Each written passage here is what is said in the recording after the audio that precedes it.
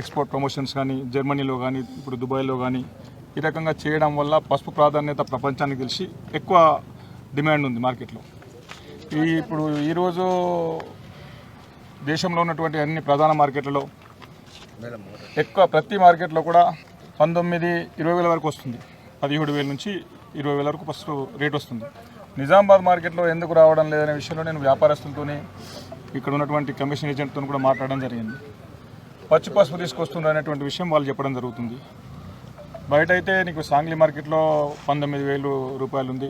బస్మత్ నగర్ పక్కనే ఉన్నటువంటి నాందేడ్ పక్క బస్మత్ నగర్లో కూడా 20,000 రూపాయల రేటు. అంటే ఇందూరు జిల్లా పసుప అంటే అక్కడ ఆ లోకల్ పండించే వాళ్ళే పసుపు. ఇక్కడ పండించిన పంట అడవి అమ్మితే ఇక్కడ మన నిజామాబాద్ పసుపు కూడా పండించినటువంటి పసుపుని మా సాంగ్లీ మార్కెట్లో అమ్మితే 18,000 రూపాయలు వస్తుంది.